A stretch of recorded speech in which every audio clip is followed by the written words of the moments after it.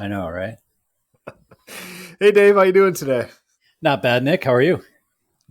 Good. Fantastic. Yeah. Podcast Friday.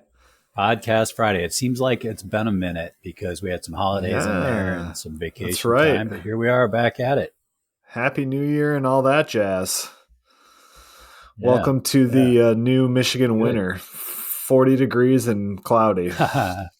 At least down It here. is You guys got not snow up 40 there? degrees where I am, but it is cloudy. And everything's actually really pretty yesterday and today. All the trees are coated with a really nice coating of snow and ice, and it is not so deep you can't get around in it, or like traction on the ground is okay, but the woods are really pretty today. Nice. So there you go. We just got a More bunch more of than anyone brown else and cared to know. gloom and doom down here, so. Anyways, what do you Yeah, want to talk about today, Dave? yeah. Well, I think we've got a kind of an interesting conversation here because you were asked a really like not an it's not an off the wall question. It's just not one that we get very often. And I think, discussing that question you got from a prospective client, I think would be useful. So, Yeah. um, So, you were the asked, I believe it was last week or the week before, why, like, what do you like about being a financial planner and why did you get into the business? And I'm probably paraphrasing that. So if you want to clarify what they actually yeah, asked, go ahead. no, I think that about hits it on the head. And first off, great question. If you're ever out there looking for a financial planner, please, by all means, ask this question because I think it's, just super important to. I mean, and not just interviewing for a financial planner, but really interviewing for anybody, right? Like, if you want to find a mechanic, ask him why he's a mechanic. And if he says, "Well, I hate my job. It's the only thing I can find. Got to work on these stupid cars all day and I don't like it," you're probably going to want to find another mechanic that actually likes what they're doing, right?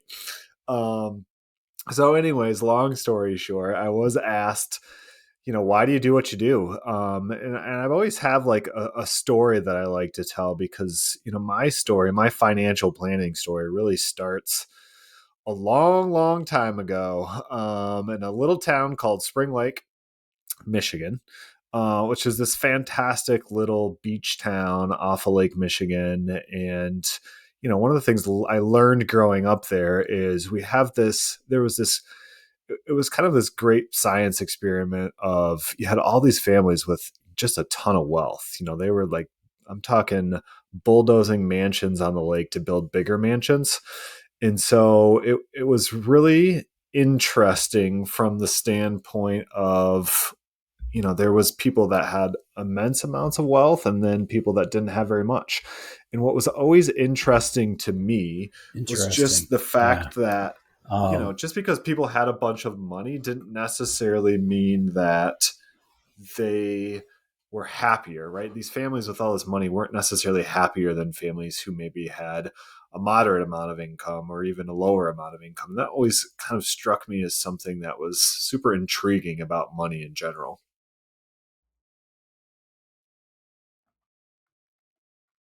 hmm Yeah, yeah, that's a theme we've talked about quite a bit, and I think just a month or so ago we were talking about TV shows we were watching, right? And Succession and The Crown, Oh and yeah. the last couple of weeks I've been watching Yellowstone, and here you Hmm. have these families with immense wealth, and they're all just miserable, right? Right.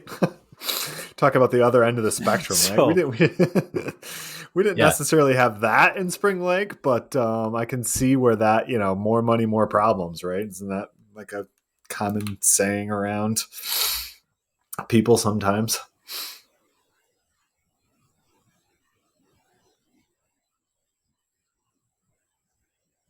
so so you were observing all of this growing up in that area, and when did it gel for you that that was something you would want to like pursue professionally?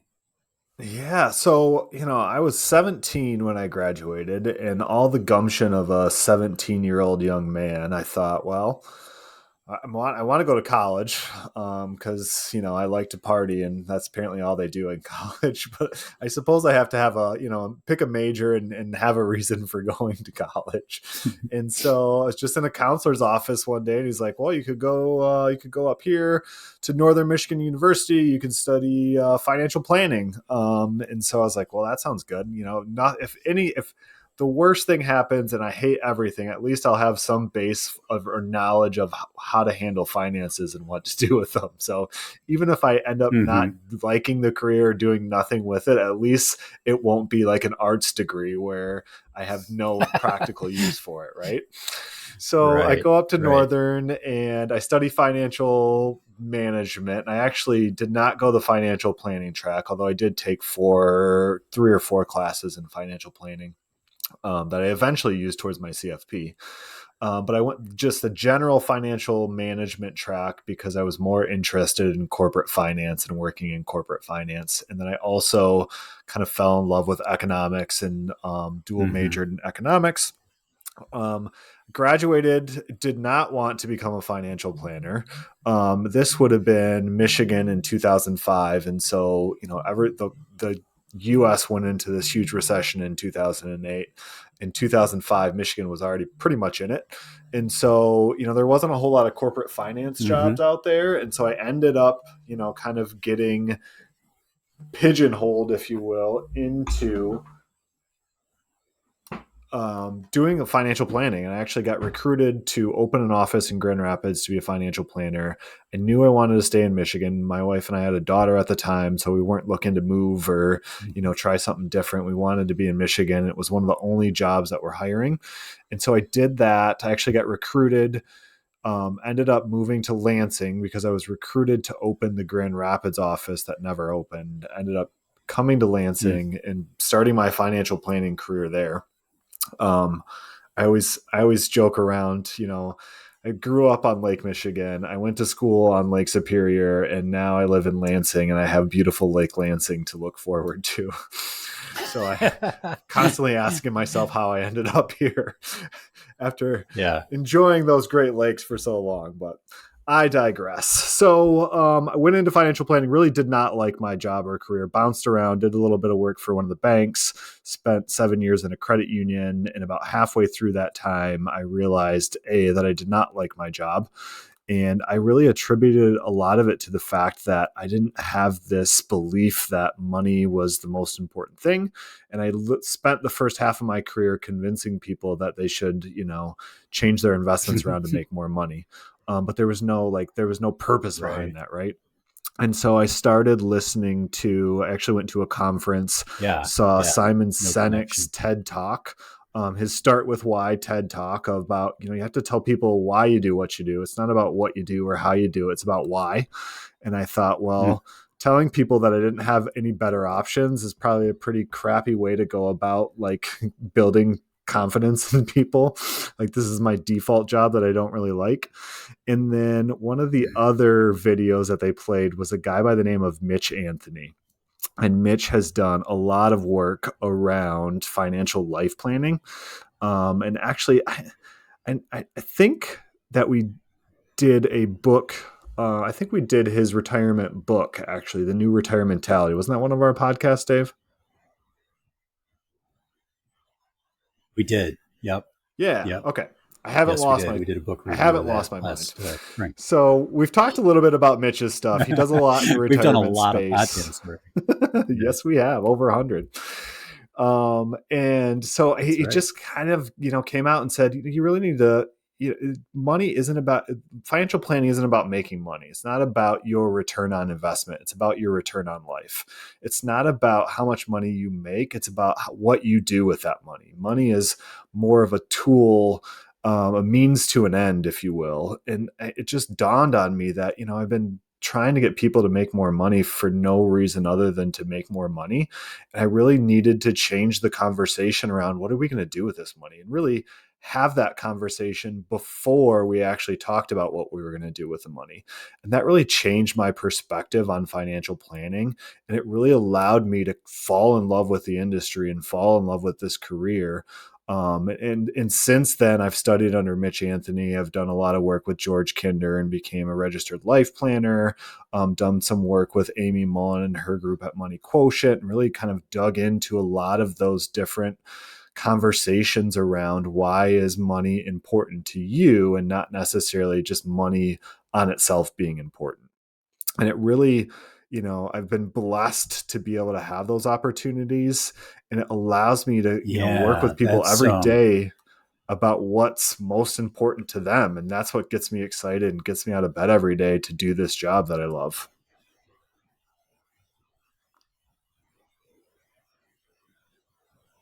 yeah, it really comes down to that connection between people and their money and what they're trying to do, doesn't it? I Yeah, like it's it. really remarkable I because you like it. think of it in terms of, money is this super emotional thing. And a lot of times, as you think of the financial Oh planning yeah. industry, as this is a numbers game and we're just going to crunch numbers and help people figure things out. But you can't do that without the emotional side of it, right? Right. And it's fun. So I Yeah. joke And around. I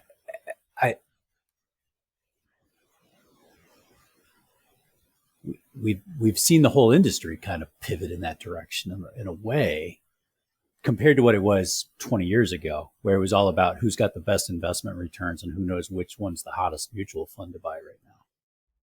Yeah, and absolutely, and some of that, a lot of that is still out there. The Yeah. advisors Yeah. and planners that we hang out with have kind of shifted a lot of that conversation, but a Yeah. lot of that is Yeah. still out there, and it's just, there's probably a great reason for it. It's not the way that I do things, and if I had to just do, investments and making portfolios, it would probably drive me crazy, and I don't know that I would be sitting where I'm sitting right now, to be honest with you. But it's just one of those things that I absolutely fell in love with, the emotional side of it and the connection of that, and helping people figure it out, and helping people live better lives with the resources that they have. There's no higher calling for me than that. And I'll tell you another funny story, Dave. So part of the reason why I went into finance in the beginning was my dad and stepmom are social workers. They do family couples therapy. And I thought to myself at the bright young age of 17, there's got to be nothing further from social work and talking about feelings than studying finance, right?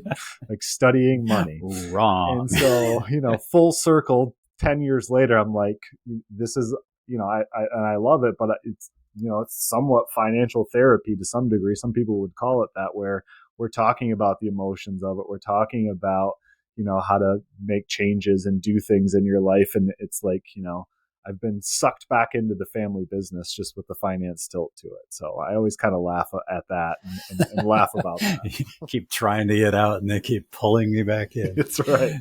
Exactly. There's really no way around it, is there? There just really isn't. And it's interesting. We've joked between ourselves before that, when clients trust you with their money, they assume they've trusted you with everything, right? Whether they've Right. actually literally told you everything or not is Mm-hmm. beside the point. They figure all the family secrets and you're part of that in a way, good and bad and different. But yeah, there's no way to separate the money from the emotional power that it carries. Yeah, absolutely. And I would also add to that, some of the best outcomes I've had with clients and for clients is helping them figure out how to spend money on things that are important to them, right? Like those are the things that we celebrate. I don't ever remember getting hugged by a client because we had a 20% return in their portfolio. But I can Right, certainly right. tell you every single time that, a client came back from a life-changing experience, whether it was a trip or whether they, quit their job or whatever it was. I remember every one of Mm-hmm. those. Yeah, yeah, very true, very true. And it's interesting in a business where it is all numbers and figures and spreadsheets in a certain sense, that those are what, and the clients, that's usually what they expect us to focus on. And half the Yeah. time we're like, this works out okay either way. You got to tell us what you want to do. Like what are you, what either what's your best outcome or what's your biggest fear like which of these scenarios work out very similarly on paper because we don't know all the variables. Either which one is optimal for how you feel about the world, or which one answers your biggest worry about the world, right? Right. Absolutely. Yeah.